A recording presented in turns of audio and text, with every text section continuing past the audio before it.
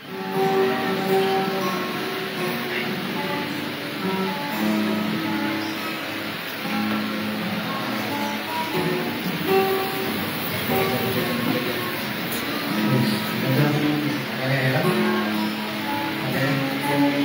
po, magandang umaga po sa inyo. Welcome po sa napakalamig natin lugar. Ayun po ay araw ng Sunday. Gusto ko lang po may tanong. Ilan po ang graduation?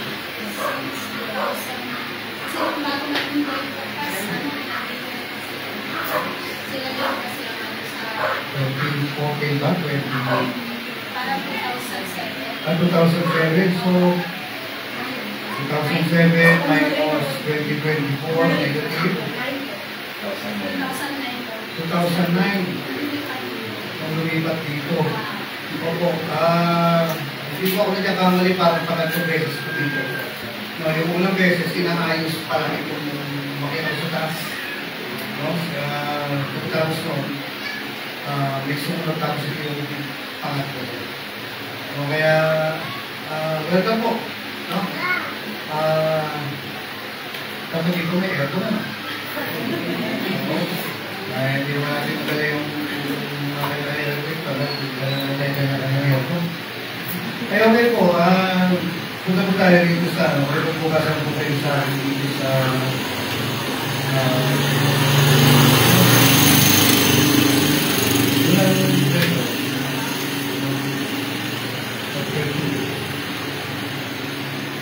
ayan,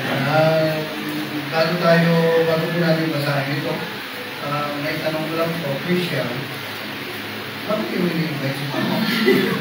Naku-curious ako eh. No? Eh, ito lang pala pinihintay, no? Kayo mo makasama si Mama dito sa church.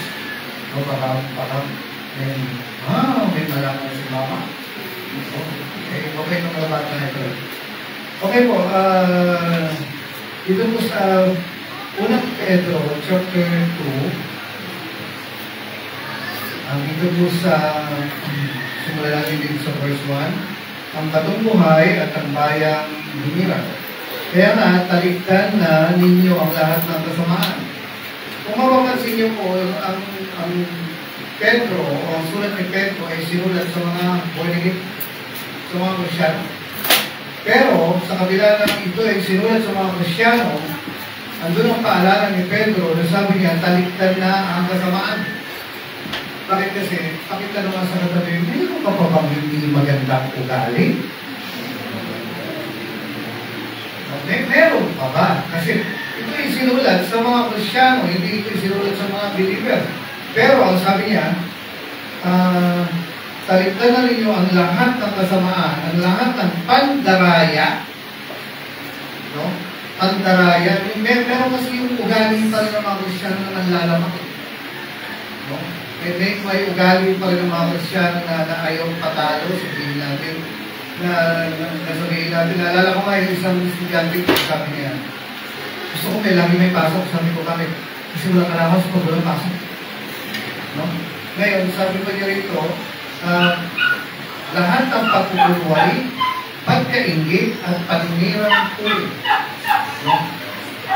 Masarap pong pag-usapan ang chismis, ang mga events sabihin natin, mga pangyayari.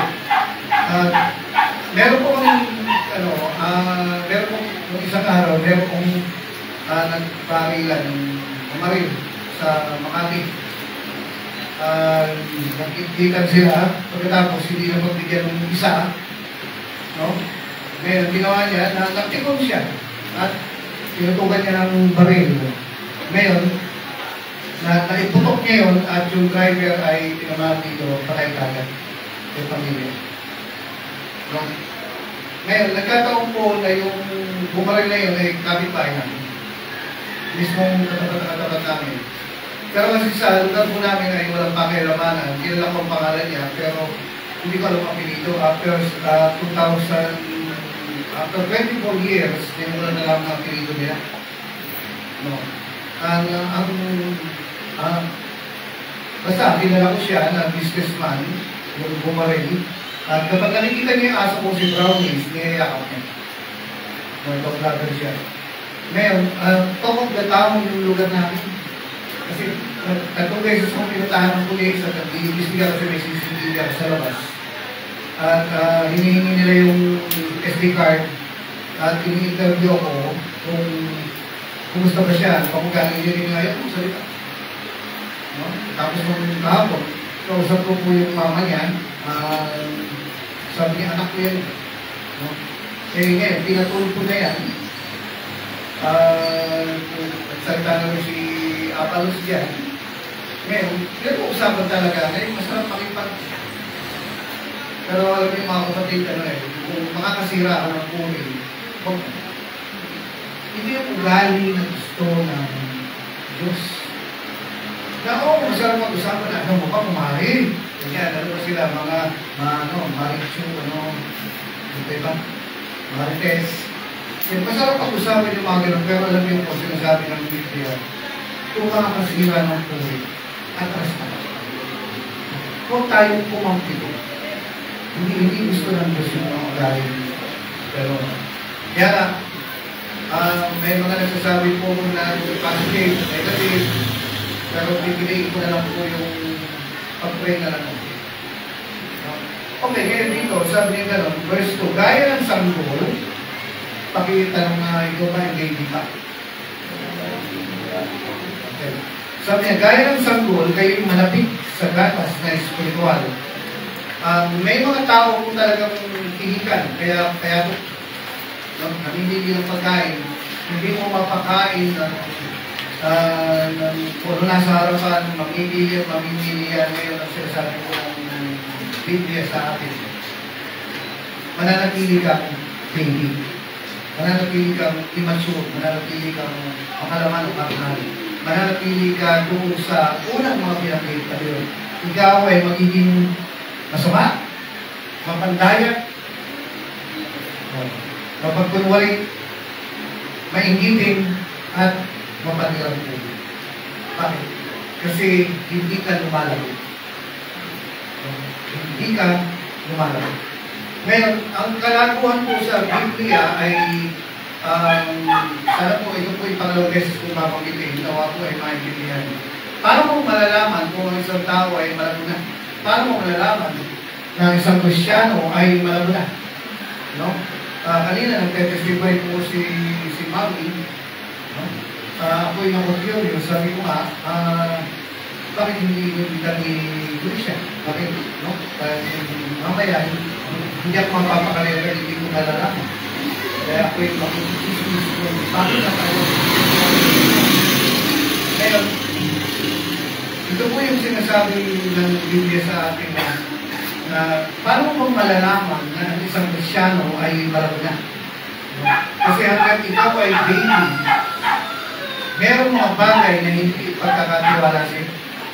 Tulad ito, sabihin natin si ating bulinggit, meron dalawang buwan na bulinggit, siguro mga ilang taon po sila, mga 3, 4, 5, ikaw ate, ilang taon na? 8. Yan ay, itong 8 years old na ito, kahit kailan, hindi ko pagdadrive din ng sarili niya sa sasakyan. Bakit? Hindi mo po. No? At yung mga batang yun ay hindi mo bibigyan ng isang libo at bahala silang bumastos ng gusto nila kasi mawawala na yan. At may mga dahilan po ang Diyos kung bakit hindi niya tayo mapagpapala na hanggang ganun sa kalooban niya dahil hindi natin alam kung paano hawakan ng mga pagpapala niya. No? Kaya pakisabi sa katabi, bilisan mong lumago. Katulad ito, paano mo malalaman kung ang isang Kristyano ay malago na? No? Number 1, sa ugali. Aalis na siya doon sa ito po kasi sinasabi rito, ito yung mga natural na ugali ng isang tao. No? Sabi niya rito, yung samaan, yung hindi magandang ugali. Pangalawa, yung pandaraya. Kung pwedeng manlamang, manlalamang. No? Kung pwedeng manloko, manloloko. Katulad po na sabi natin, yung metro ng taxi. Isa pa, yung sukli, sabihin natin na ganyan, kung pwedeng manlamang, manlalamang. Number 3, sinabi na rito, pagkukunwari, ang isang ibig sabihin mo na pagkukunwari ay pagsisinungaling para i-save mo ang sarili mo. No? Tapos ang sabi niya rito, pagkaingit, andun yung pagka yumaman yung kapitbahay mo, kailangan yung salip na matuwa ka, ikaw ay naiingit. No? Hindi, ito po yung mga ugali ng mga sanggol na baby pa. At ang isa rito ay mapalirang po na halimbawa sasabihin natin, alam mo ba ang pinakamayaman dito? Yan naglalakad na yan. Nakikita mo naglalakad na yan. Yan ang pinakamayaman dito. Pero naghahanap ka ng isang bagay na nakakasira sa kanya. Hindi, alam mo ba, nung tataya, pag nanakaw yan. Ang ganda-ganda na ng buhay niya, bakit gusto mo pang siraan? Ang ganda-ganda na ng lagay niya, bakit gusto mong ibalik, paalala yung pangit na ginawa niya. Kasi samantalang ang Diyos hindi na niya tinatandaan yun kung siya ay humingi na ng tawad. Andun yung gusto mong maghanap ng negatibo o pangit, makapanirang puri sa to, sa taong ito. Ngayon sabihin natin, tingnan mo siya o simba ng simba, ang pait-pait niya, hindi mo ba alam, dati nag-re-rate yan. Bakit gusto mo banggitin yung nakakapanirang puri? No? Bakit gusto mo kumambyo, gusto mo kumabit, gusto mo kahuhay? Bakit? Kasi ikaw ay sanggol pa. No? Ikaw ay hindi pa mature. Ikaw ay wala pang alam tungkol sa pagbabago ng Diyos. Ayan. Ngayon, ang una, sinabi ko ang ugali. No? Naalala niyo ba yung kwentong banal na aso, santong bayo? No? Yun po ay pang-insulto sa mga nagsasabing banal sila. Dahil mga padre damaso yan na kung kahit sabihin natin palasimban, mga pari na, kahit pa pastor, ingat yung mga ugali nila ay sanggol pa. No? Manunutok pa yan. Bakit? Kasi baby pa yun. So, yun po yung sinasabi ko ng Biblia. At ang pangalawang sign, o pangalawang palatandaan ng isang Kristyano ay malabo na. Kaya na niya ipag-pray at may mga tao po, may mga Kristyano ang lumagulang sa kanila yung dari pero pananampalataya. Nakaasa pa rin sa mga gamot. Nakaasa pa rin sa kailangan patuktor pa rin. Hindi po masama ang patuktor kung ito ay nag-maintenance. Kung maintenance ka, hindi ka binabawal mo yan. Pero habang lumalago po ang isang Kristyano, dapat natututunan niyang gumaling sa sakit sa pamamagitan ng panalangin. Ito ang dahilan kung bakit kailangan nating lumago. Kasi sa gusto mo, titrahin ka ng sakit, bakit ang mikrobyo nandiyan lang. Walang lugar dito sa mundo na walang mikrobyo. Kahit pa sabihin natin doon sa North Pole o South Pole, mayroong mikrobyo pa rin dyan. No? At ang mikrobyo na nagbibigay ng sakit ay nandyan lang. Ang tetano, nandyan lang yan. Ang bakterya, nandyan lang yan. Kaya na ito mga kapatid, no, sabi niya, ulitin ko po, ang pangalawa na senyales o palatandaan na ikaw ay malabo na, ang isang Kristyano ay malabo na. Kaya na niya ipag-pray ang sakit niya na hindi siya umiinom ng bawal. Marunong na siya tumanggap ng himala, no? Na hindi na siya nakabase sa gamot. Yan ang nagagawa ng umaalis ka sa pagiging sanggol. Pero kung nananatili ng sanggol, magiging alipin ka ng gamot. No? Number 3. Number 1, sa papago na magaling niya. Number 2, kaya na niyang ipag-pray o ipag-pray ang kanyang sakit. Ito yung sign na alam na. Hindi yung ugali lang kasi minsan. Akala natin kung may self-control na siya, kung may ikat na siya sa pananampalataya, ang tawag sa kanya ay elder na. Ang tingin ng mga tao ay malabo na siya. Pero kung hindi pa rin niya may pag-pray ang kanyang sakit, hindi pa po siya lumusan malabo. Nakukuha niyo mga kapatid, itong batang ito, at yung mga batang yan, hindi pa yan marunong mag-drive. Although, pwedeng mapa sa kanila ang kotse ng magulang, di ba? No? Pero hindi sila pagkakatiwalaan doon dahil hindi sila pa lumalaki. Okay, ang pangatlo po na gusto kong pamitin sa inyo na senyales na ikaw ay alam mo na kapag kaya mo na hingin sa Diyos ang gusto mo. Alam niyo, nakalagay po dito sa Biblia dahil masama pa rin ang nasa loobin. Pag sabi niya, pumakulay kayo dahil hindi nyo makuha ang gusto nyo. Sa ito po sa Santiago. Nakakapagtaka, mga Krisyano ay sinasabihan ng Diyos na dahil sa hindi nyo makuha ang gusto nyo, hindi nyo makuha sa prayer ang gusto nyo. Papatay kayo. Gagawa kayo ng masama. Mali, hindi ko ba? Ngayon, ito po, ulitin ko po. Ang pangatlo po ay yung may kakayanan ka ng hingin sa Diyos ang kailangan mo. Ano, katulad ng ano? Kung tayo sa pinaka-basic, kailangan mo ng pera. Marunong ka na, alam mo na humingi ng pera sa Diyos kahit wala kang trabaho o negosyo. No? Na-impact-perfect mo na yan, nakukuha mo na ang hingin mo sa Diyos, no? Nang hindi mo ito pinagtatrabahoan. Aamin mo ba? Yun, doon mo masasabi na ang tao ay lumalago. Ang isang Krisyano ay lumalago. No?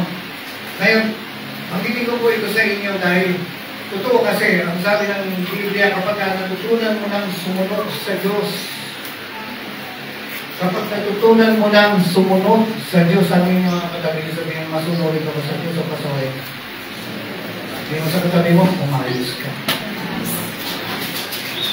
Alam niyo po, ang sabi po ng Biblia, ng salita ng Diyos, kapag natutunan mo ng sumunod, sabihin natin si ate, 8 years old, no? 8 years old na bata, marunong na ba ito ng algebra? Hindi, bata ka eh. No? Bakit yung mga algebra? Yung mga Laplace, sabihin natin, yung mga Fourier transform, no?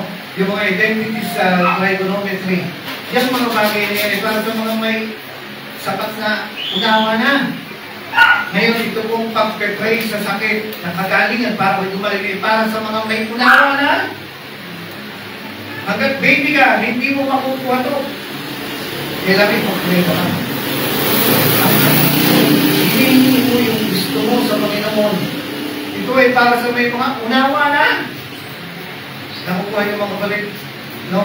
Hanggat baby ka, mananatili kang aasang sekta. Aasa ka sa prayer ng iba. Samantalang pwede mo naman kunin. Alam nyo, ang nakakapikon, ang nakakainis na tao, ay yung katabi na lang niya, iuutos pa. Pakiabot mo nga yung asan. Ito nasa harapan mo. Ano naman yan? No? Ano tawag sa gano'n? Signorito, signorita. No? Ay, kung halimbawa, sabihin natin si Manuel, ay baby man, at may langaw na lumapit namin dyan, bubugawin ko. Pero kapag malaki na yan, sasabihin niya, Mama, pero wag gawin nila ako sa iyo po. No? Baka salit na yung langaw ang patukan, siguro si Emmanuel ngayon ang sabi niya, bakit kasi may mali, maganda ka na. Ang sinasabi niya dito, no, iwan na natin ito, pandaraya, kasamaan, pagkakulwari, pagsisinungaling. No? Pagkaingit at paninira ng puri na parang, ano yung ingit mo na, nakita mo lang, ito, alam mo ba, dito sa barangay na to, siya ang pinakamaganda. Tapos sabihin mo, pero dati, ano yan, magnanakaw yan, bakit pag gusto mong i-break up yan, nakaraan niyang pangit, paninira po yan. No? Yan ay nagpapatunay lang na hindi ka talaga masasagot sa prayer. Kasi, 1, nagpapagong galing mo. 2, marunong ka lang mag-pray sa kagalingan mo. 3, marunong ka lang humingi ng gusto mo sa Diyos. Yan ang mga tunay na malago. Pang-4, iniisip mo na ang paglilingkod sa Diyos. Kasi yung mga baby, ang iniisip lang yan, gatas. Kumbaga, hindi ba napapansin yung bata na kumagapang sa sahig, lahat ang madampot niyan, saan pupunta? Sa bibig. Makadampot ng kagampayan, saan pupunta? Sa bibig. Makadampot ng tornilyo yan, saan pupunta? Sa bibig. Baby pa eh, hindi pa niya alam yung yung dapat kainin sa hindi. At ang pang-apat ay inisip na niya yung paglilingkod sa Panginoon. Nagsisimula na siyang magkaroon ng bigatin. Yung malalim na bigatin at committed na bigatin para sa mga kaluluwa. Nagsisimula na siyang mag-isip na itatahakin ko ba ang bagay na to o pipiliin ko ito, gano'n. Andun na siya sa paglilingkod. No? Nandun na yung desire niya na maglilingkod ako. Nandun na yung desire niya na kumbaga marunong na siya mag-mathematics sa paglilingkod. Nakuha niyo mga kapatid. No? Okay, lang ang yan yun. Ano niya? Okay. May asunong lumabili.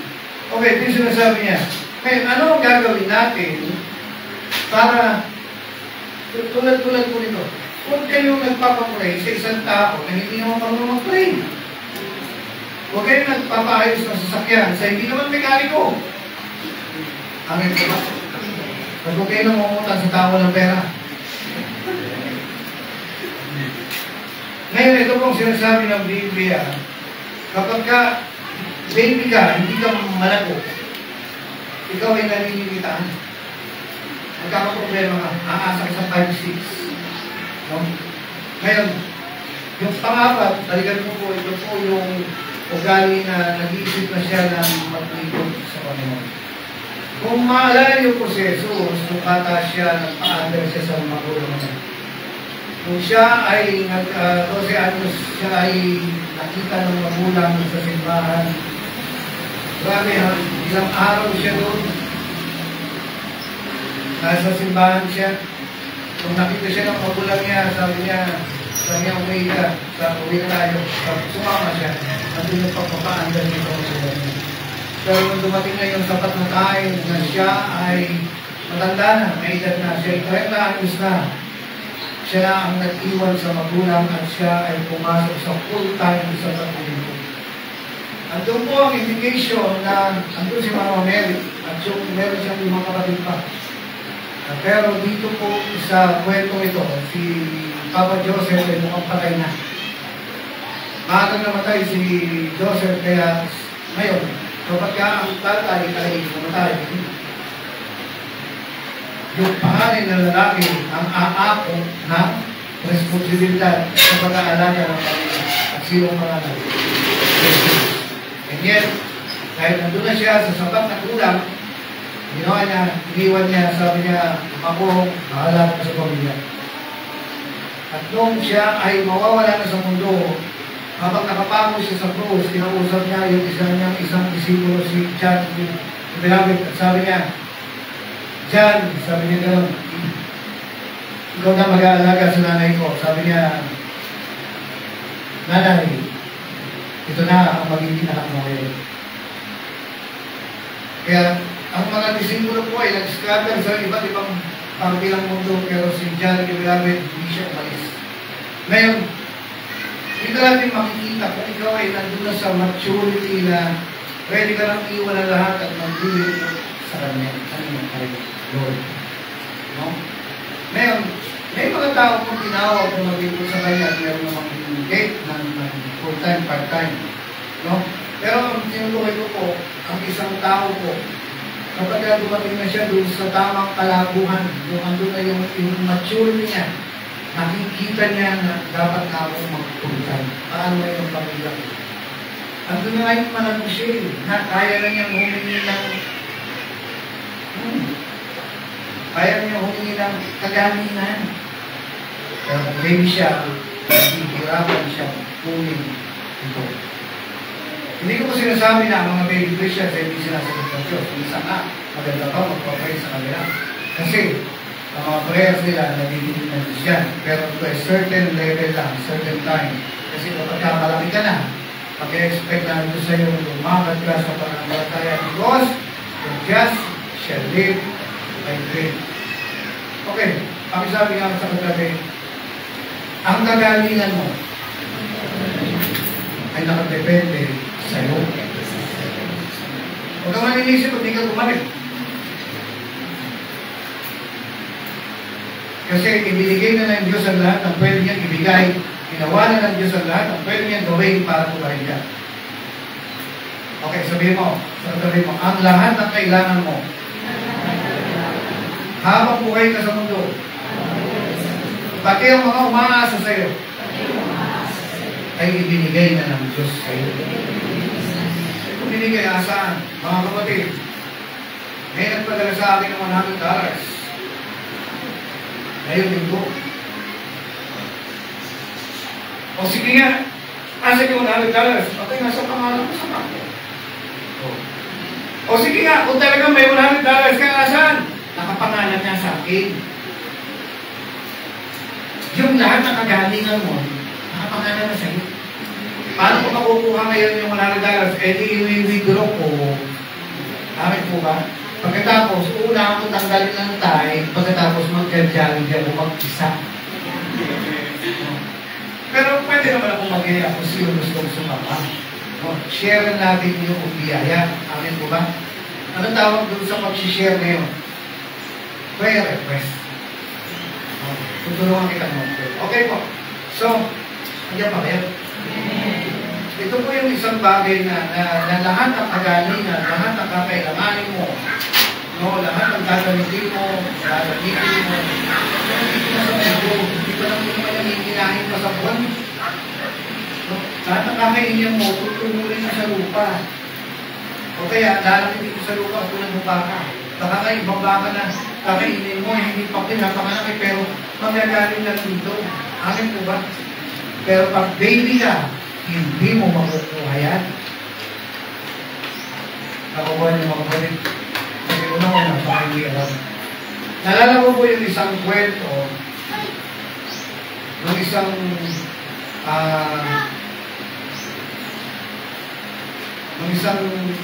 worker ko na inutusan ko na maghatid sa Cubao ng isang worker.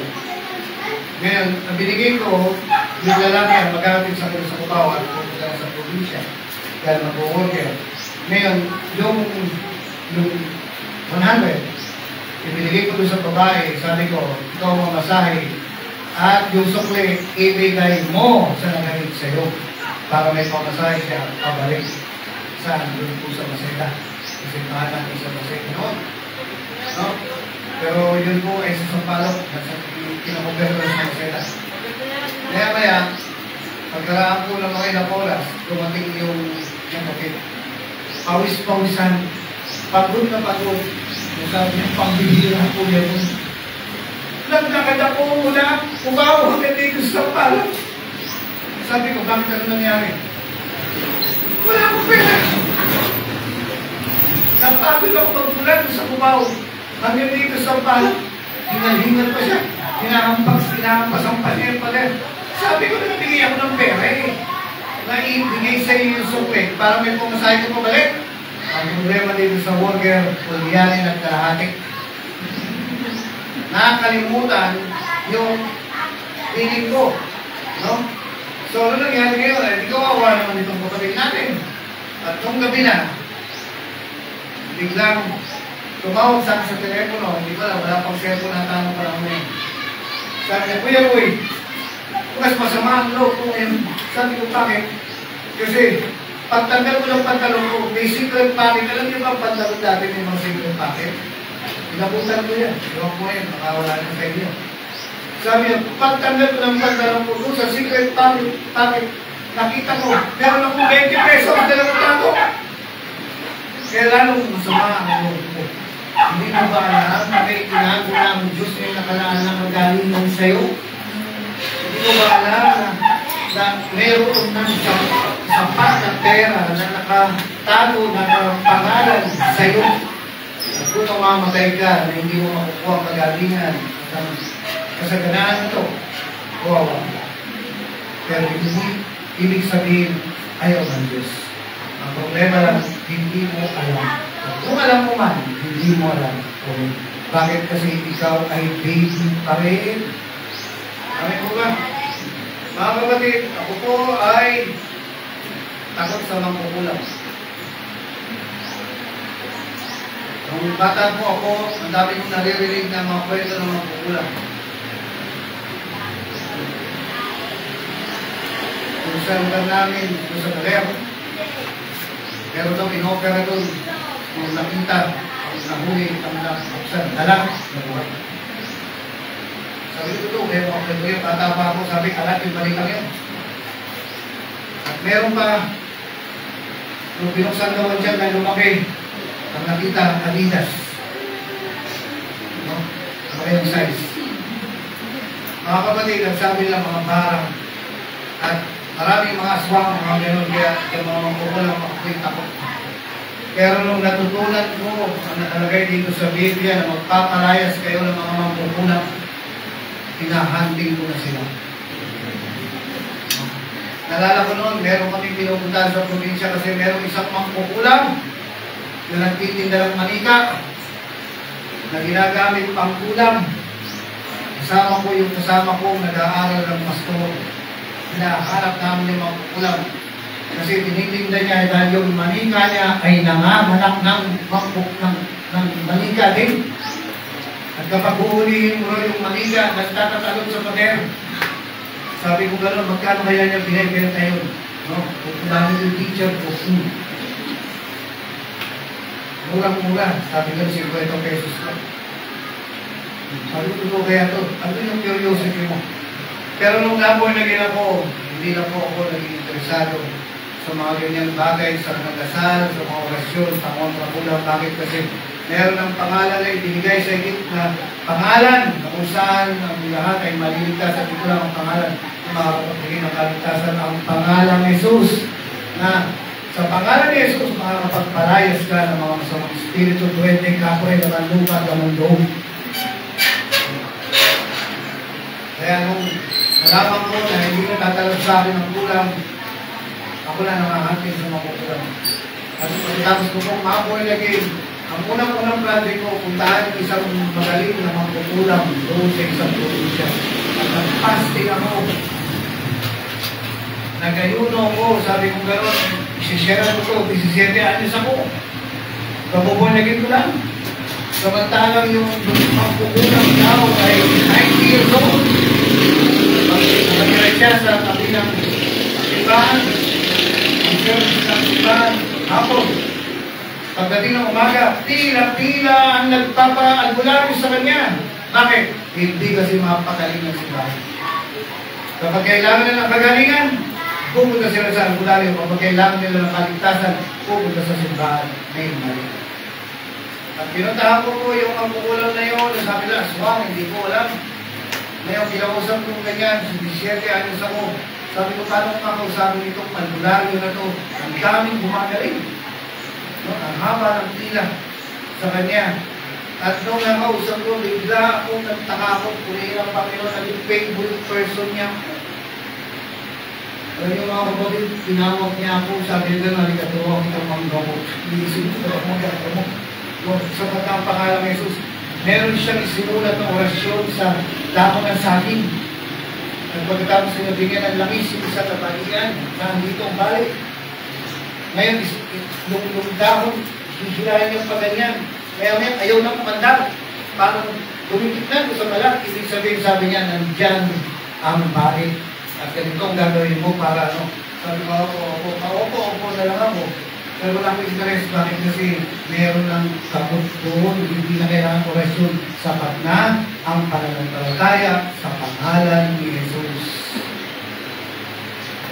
So, naisip ko po yung kwento. Nakausap ko po itong tao ito. First project ko. 17 years old ako. Ano nangyari? Alam niyo mga kapatid, naalala niyo pa yung si Ompong ata ito. Yung puso ng saging na kapag kabilugan ng buwan, pumupukas siya at may tutulog. Ikaw naman, nakagano ka, hihintay mo bumagsak sa'yo.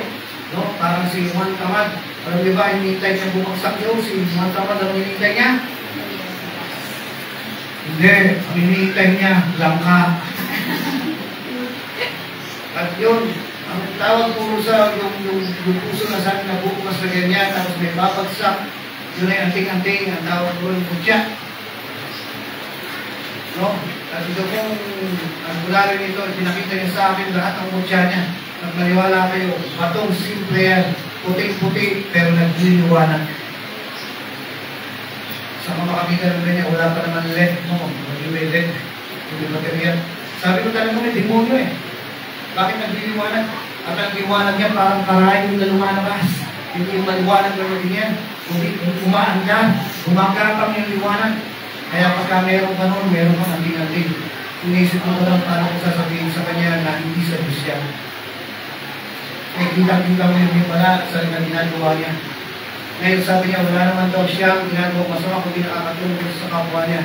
Pero meron kasi kapangyarihan na ibibigay ang Diablo at meron dito kapangyarihan ibibigay ang Diyos.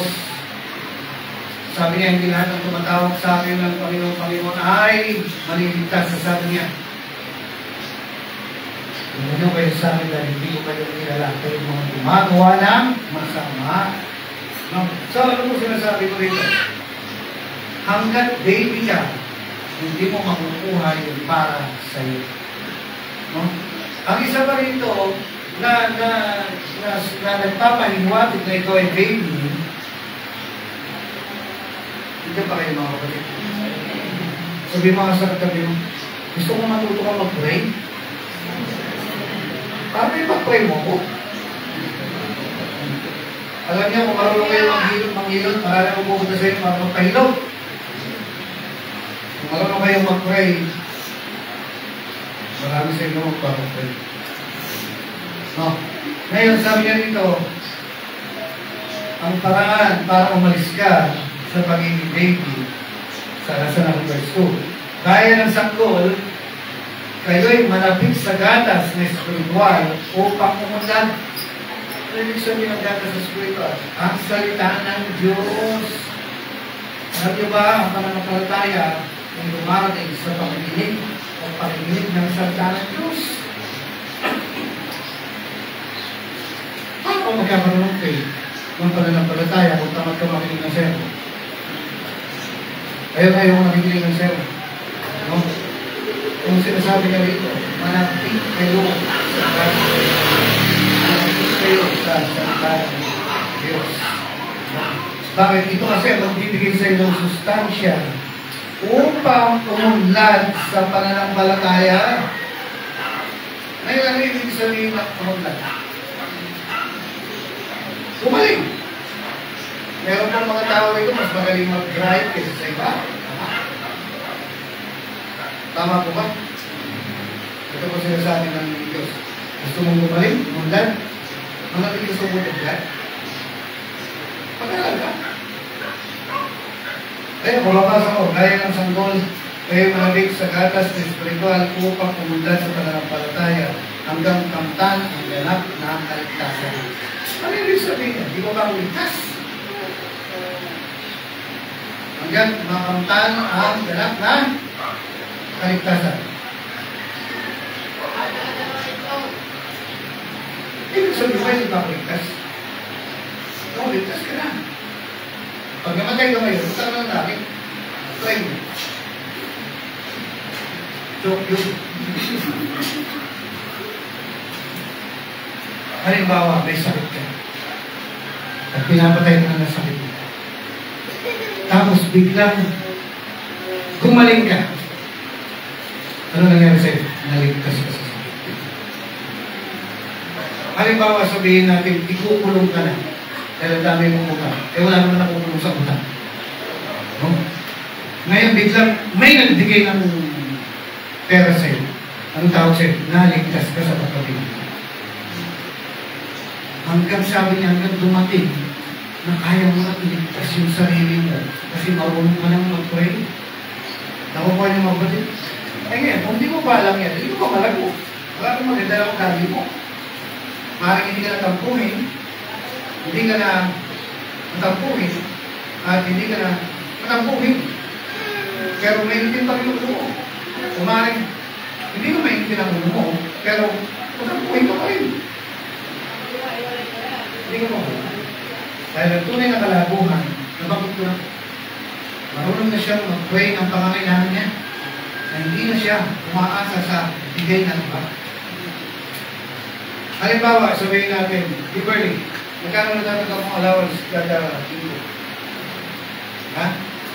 200? Kung hindi mo matututunan ito, sabihin mo sa kanya, Manuel, sige sa kanya, manigas ka sa 200. Kasi hindi lang 200 ang kayang ibigay sa'yo ng Diyos. Eh bakit wala ako? You have not, because alam mo ba na kung gugustuhin mo, sabi ko magkaroon ng Ferrari, ganyan na kanil. Hindi, ito na yung sasakyan. Kung gugustuhin mo talaga, may bumus mo kay Fred. Kaso, kung hindi mo alam, hindi mo makukuha, ibig sabihin, hindi ko pa malago. Ako mo yung mga kapatid. Nalala ko nun, ang lola ko, tanda-tanda na niya. Sabi ko na, yung isang pinsa ko sabi nila, Maris, wala kayo dyan. Bakit? Hindi siya naniniwala na yung lola ko ay pwede tumatanggap ng taas. Ito nga ito dyan, kanilang tigan niya. Methodist, hindi naniniwala sa taas. Kaya alam ko kung paano katanggap ng taas. Kaya sabi ko gano'n, sige, balis ka. Sabi ko gano'n, pareho ko report na yun. Kaso siya, hindi niya alam. Kaya sabi ko sa kanya, sa lola ko, alam lola, in-explain ko. Kaya may sabi ko, lola, gusto mo? Sabi niya, sige. Wala pa 5 minuto sa taas. Kasi alam mo, ako pa naman pa rin. Meron yung isang tao na laging masakit ang ulo, migraine. Yung lumapit sa akin at sabi niya, Kuya, may pag-pray mo ngayon, masakit yung ulo ko. O sige, sabi ko gano'n, sa pangalan niya yung gusto, kaya doon sa tao niya. Sa akin doon. Sabi niya, tapos na. Nagtatanong siya, tapos na, sabi ko, bakit ano ba pang kailangan? Sabi, masakit pa yung ulo ko eh. Sabi ko gano'n, tapos gano'n, mamaya mawala na yan. Pagtaling ko niya, nawala na yung sakit ako. Kasi alam mo, ako pa yung sakit. Pero pag hindi mo alam, immature ka pa. Magpapagsak ka lang sa mga exam ng buhay. At ang muli, tutulong mo ka, habang mo ka, at mamumutang ka sa Dubai. Magpa-5-6 ka. Alam niyo ba, lahat ng kakailangan mo para pampagawa ng bahay. Lahat ng kakailangan mo para magkaroon ng maayos ng pamilya. Ang sabi ng Diyos, hindi niya. Kasi nakapangalan na sa'yo, kaya nga, kung hindi mo alam kung paano po niyan, hindi ka. Amin? Hello po. Alam niyo, nakalagay po sa Biblia kapag hindi mo alam ito, baga kang mamamatay. Kaya nga, magtsaga po tayo makinig sa mga pastor natin dito sa live. Every Sunday yan, talagang pinipilit ko, trying hard ako na i-build, kasi kung panampalataya niyo. At nagpapabay naman ako ng example. Hindi nga lang gano'ng kalaki sa million, billion, trillion. Pero kahit po pa, makakasupply po ako. Sinasabi ko po sa inyo, bakit kasi ito ang gusto ng Diyos na hindi ka nakapasi sa trabaho mo o anong buhay mo. Nakapasi ka sa kayamanan niyang hindi mauubos. Pagkakaloob niya lahat ng pangangailangan niya. Ako pa yung mga kapatid. Ayan. Alam niyo kung gusto nyo lang, pero may iwanan ba dito? May iwanan? Wala? Wala iwanan? May iwanan? Ano yan? May nararamdaman ako dito. Ang pinente. No? Ano yung gusto nito? Ito yung pagsubok. Nagpulot. Okay po mga kapatid, andyan pa kayo, sabi niya, gaya ng mga sangkol, kayo malapit sa gatas ng spiritual, makinig ka, atay ako, manonood ako ng live ngayon kasi ito ang mga mapagpalis sa akin sa pangit ang buhay. Amen po ba? Hello. Kaya sabi niya gano'n, upang pumunlan sa pananampalataya, para yung pay mo, ay kaya mo nang mag-pay ng 3,000 a week. Ay kaya mo nang mag-pay ng 5,000 a week. Kaya mo nang mag-pay ng 10,000 a week. Diba? Tumataas, umumunod ang iyong pananampalataya. Dati nun, kaya mo lang 5 piso. No? Pero ngayon, wow, susunod, 50 pesos na a week, kaya bibigay sa'yo. Saan ang gagaling? Hindi ka naman nagpapanggit o nagpapanggit. Maya-maya may magbibigay na sa'yo 100, 1,000, 2,000, 3,000 a week. Pag natutunan niya yan, kung kayo magharap buhay, magtutunan tayo na lang. Kakuha niyo mga kapatid, sabi niya gano'n, kaya nga, umalis kayo sa pag-ibig para umundan ang inyong pananampalataya. No? Kung darating ang time, hindi ko na aasma. Huwag ko hindi pa naintindihan ito. Pero ibang mga katukayo ko sa likod, panaintindihan ito, hindi na kailangan umasa sa losar ka. Bakit? Alam mo na. Nakukuha niyo. Natulog. Ikaw pa may masok pa ba niyo nag-losar ka? Losar ka. Kasi Juda. Kaya nga ito mga kapatid. Manapit kayo sa galas. Kasi upang pumuntahan sa panalangin sa pananampalataya hanggang kamtan ng ganap ng kaligtasan. Okay. Ang isa pa rito, ayaw ko sabihin ito pero parang kailangan para pag-usay ng pagtuturo. Alam niyo ba yung naglalakad ka, maya-maya yung dulo ng paa mo, biglang pak! Biglang lalakad ka gawin lang, pak! Mapapanilin ka kung biglang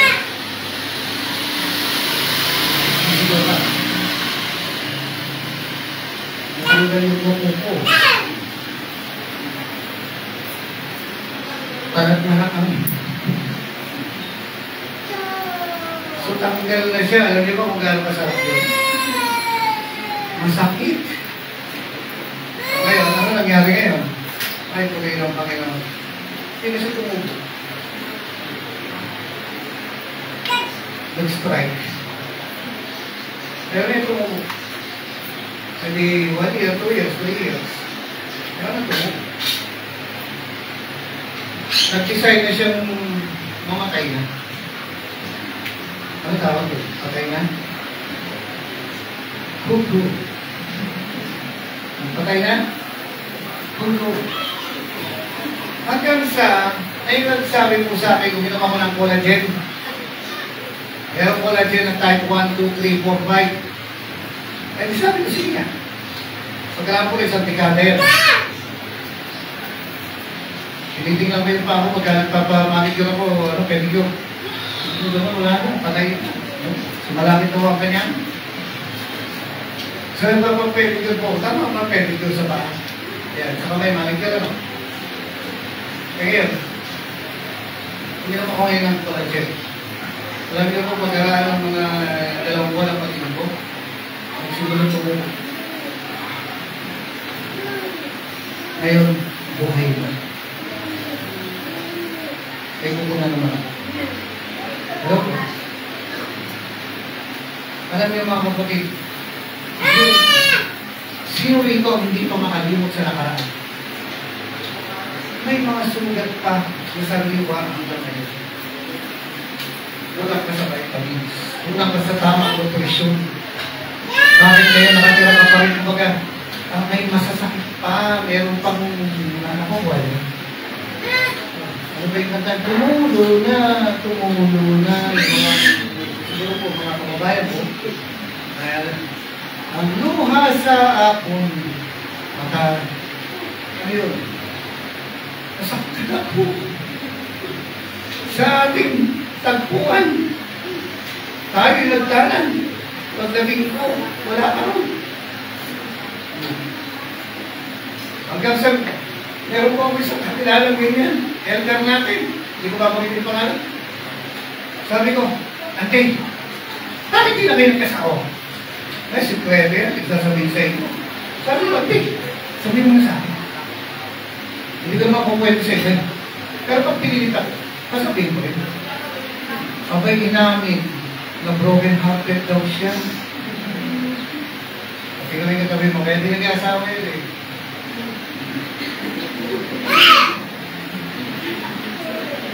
Sino tinigil mo? Isang kumit kay mama. Ito, hindi rin nakatingin sa akin. Parang kayo mong dumin. Masakit pa ba? Sino ba sino ba nakapanakit sa'yo? Na hanggang ngayon, patay na ko pa rin. Alam ko kung sino.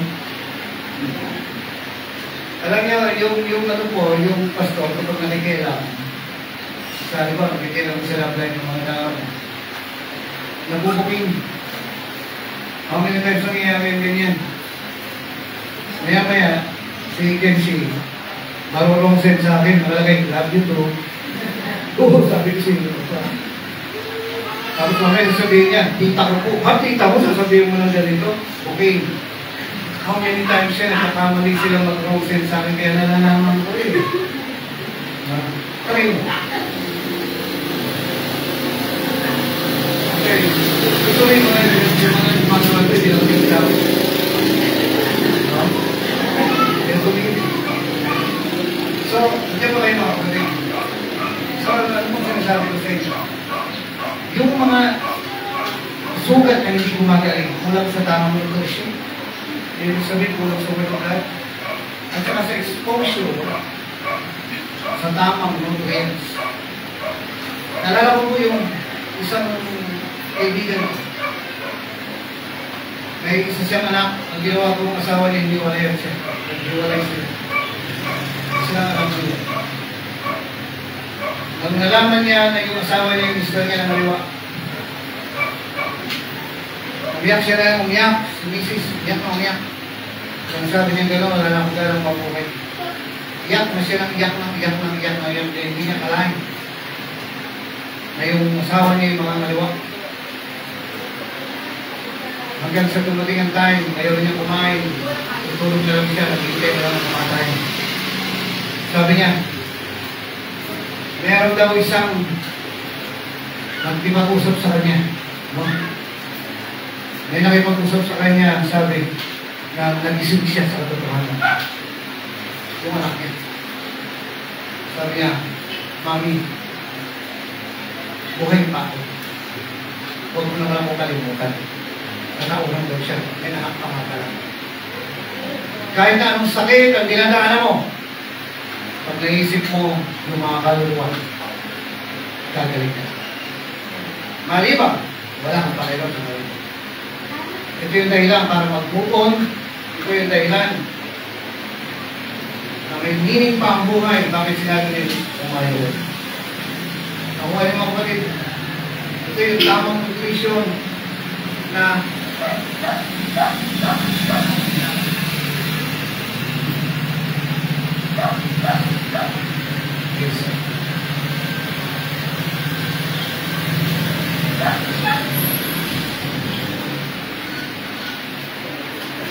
ito po ay 2009. 2024 na ngayon. Nandito pa rin. May plano ang Diyos. Bakit hindi kayo na pinilay ka rin?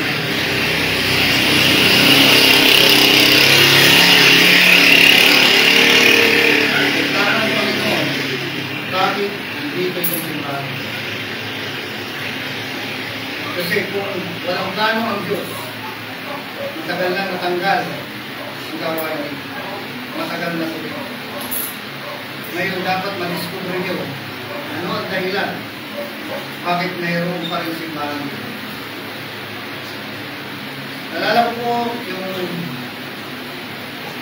nasa Sambales kami.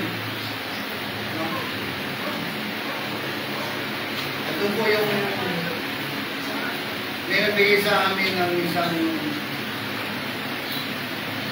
bahay. Wala po ito lang. Sabi niya, gawin yung simbahan. Ayoko na po. Nagkaroon ng simbahan sa Paris. Kasi dalawang simbahan na ang tropang tubig-tubig. Pero kaya yung ano, yung ako pinamigay ako sa loob.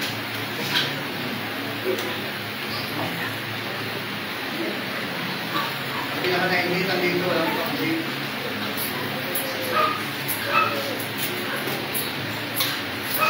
Nasa ba? Pabasa na lang yung klase. Isa na.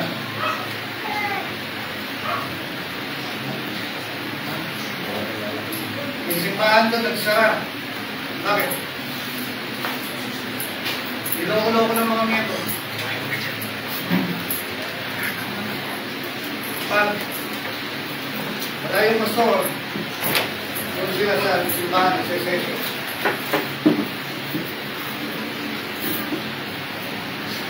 Nalaman ng mga tao sa paligid. Kaya yung mga miyembro bilang matin. Duko kayong lahat. Kayo na kayo.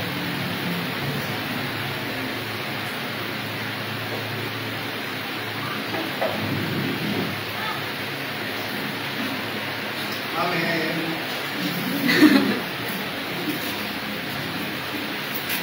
Nag-isod yung mga tao, yun ang magsimba. Sabi ko, pa-close ka, pasara.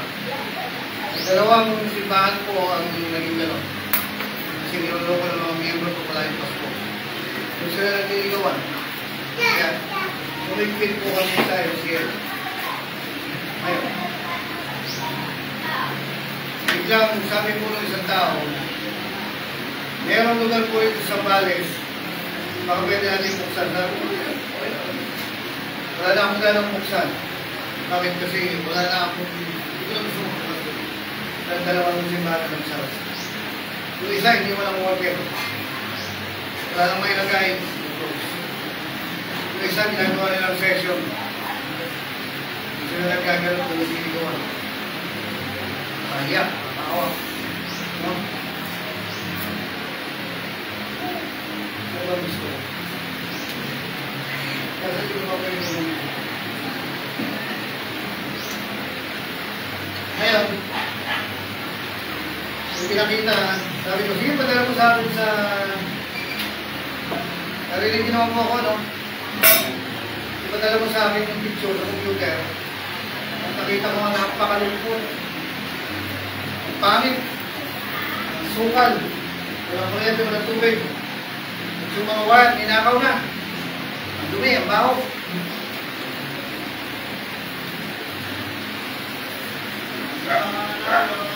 One time, pagbukas ko ng computer ko, gusto ko ng wallpaper. Biglang bumulang ka, yung picture. Ang sabi ko, napadalas ako. Parang muso. Ngayon, 2 times, 3 times, sabi ko, Lord, may sinasabi ko ba? Na magbukas ulit dito sa Bales. Like sa inyo po kwento, nakapagbukas. Walang ano siya, walang kwento ng tubig at si Pastor Ami po may lagay po. Kasama si Pastor Dayan, Pastor Marvin, lagay niyo po si Pastor Marvin. Siya may lagay doon at nagkasalit po siya. Doon sa report, nakita niya, mayroon napakalaking butas. At ang mga tao naglalakad pa butas sa butas. Kapag nalaglag na sila, doon lang nila malalaman na nalaglag na pala. Doon nila ang lang. Dapat ang mga tao na pupunta doon sa butas para doon wala sa isip, naglalakad, dire-diretso papunta sa butas. Hindi ko natigil. At pagka nalaglag na, doon lang nila malalaman na nahulog na ako. At doon nila ang lahat. Dahil yung mga pare. Doon sa likod ng simbahan, nakita niya yun. Ngayon, nagpe-pray sila, dami kumakaluskos kasi parang may multo yung simbahan. Nakarinig sila ng boses, ito sabi, magpatuloy lang kayo, tutulungan sa bayan. Kaya nilagay po ang simbahan sa bala sa lugar na yun para mawalan ang mga tao sa mga kayo. Kaya nilagay ng Diyos sa simbahan nila para mawalan ang mga tao mahulog sa lugar. Saan yan? Sa ibang lugar, sa Santa Maria. Kailangan masabihin ng mga tao niya.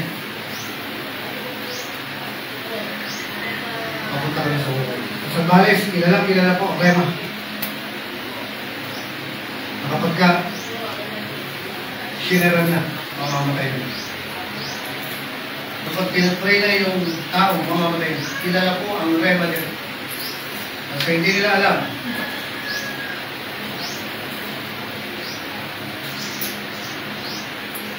Kaya pala hindi na mamamatay yung mga tao kasi hinihintay lang masyado ng mga tagal. Ayaw nilang magpa-pray sa rema. Kasi kapag napag-pray na, na-share na. Okay. Kilala po ang rema nila. Na ang rema na ang huling ginagamit para masyaran ng tao.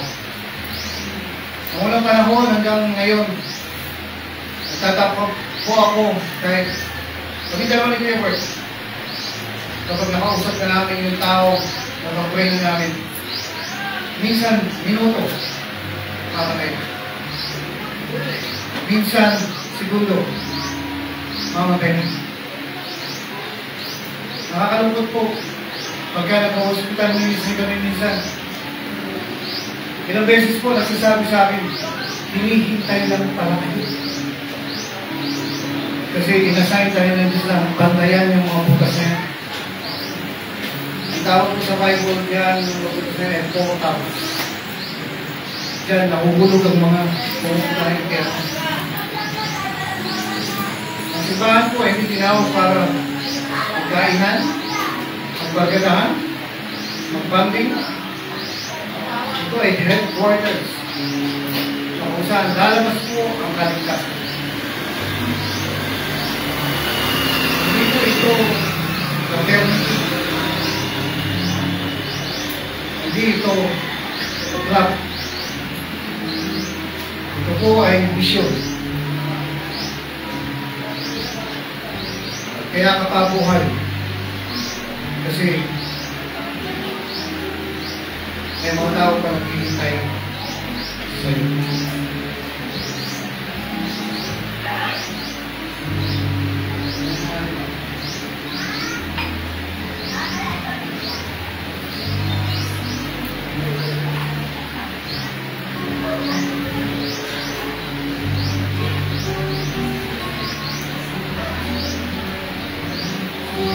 Bakit ang tagal-tagal na naman yung mga 2009 pa ba? Kasi may pinapagawa pa ang Diyos sa mga pinagbuhay.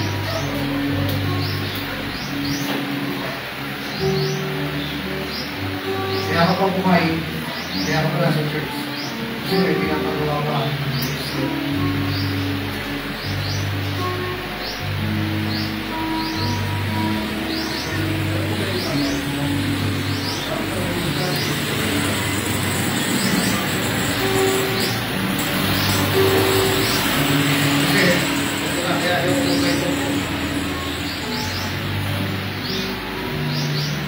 Alam niyo ba, nakalagay po dito sa Biblia, meron tinatawag na trono ni Satanas. Ang trono ni Satanas, dito sa Revelation chapter 14 verse 13, sabi niya, nakatira ka sa trono ni Satanas. Trono means, maraming simbahan.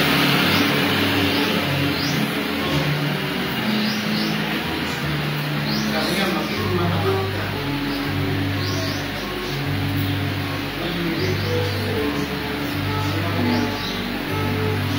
May karamang kayo. Kailangan niyo maabot ang mga tao. Laki na, assign niyo sa ibigay sa inyo ng Diyos. Assign niyo. Sabi niya, nandun ka sa trono ni Satanas. Pero maging matapak ka. Nagkakitiyak ka. May assignment ay binigay ang Diyos sa marong ibigay ko.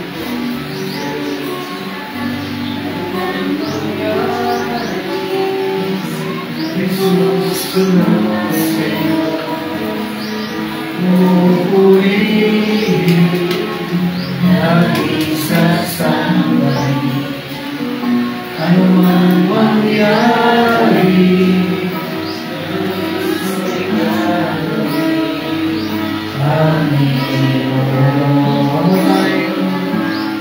mang mangyari,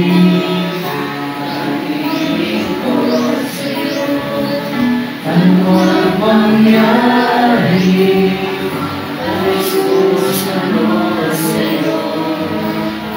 pupurihin natin sasambahin. Ano ang mangyari, ayos ko'y gagawin, Panginoon. Kung talaga ko po si May, si Pao, ano ang mangyari, hindi ko sa'yo. Ano ang mangyari,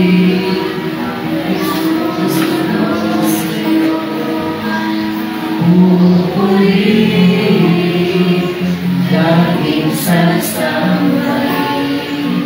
Ano ang mangyari, ayos ko'y gagawin, ano